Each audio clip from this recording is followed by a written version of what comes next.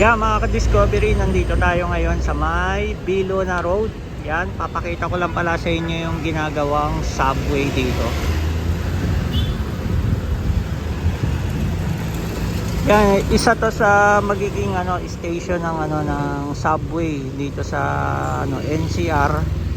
Yan, dito tayo ngayon banda sa haba ng Bilona Road.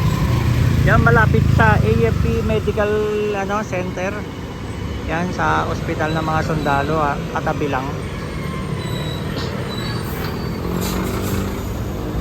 Yan, ito yung ang kasunod naman na ito yung yung Aguinaldo, Camp Aguinaldo. Yan, mga ka-discovery, medyo matagal-tagal na project to kasi malaking station yung ginagawa dito. Ayun yung pinaka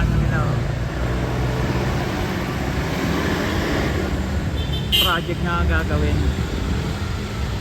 Yan, subway.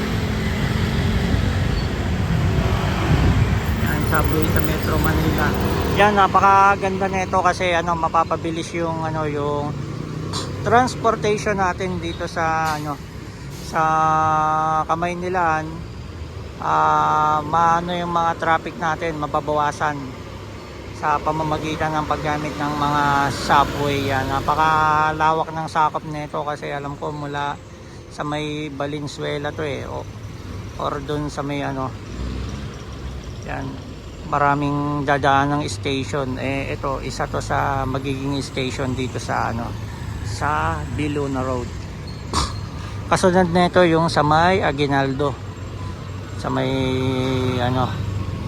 Boni Serrano Avenue. Lawak, napakalawak. Matagal na project to, siguro matapos to sa next administration ng presidente kasi hindi naman biro paggawa ng subway. Kaya ayan, noong una akala ko kung ano yung ginagawa, ito napakalaki ng sakop ng subway na gagawin. Kaya yun, mga dinimolish yun, maraming dinimolish na rito na property. Iya, mga ka-discovery, hanggang dito na lang ang ating update sa ginagawang subway dito sa may sa may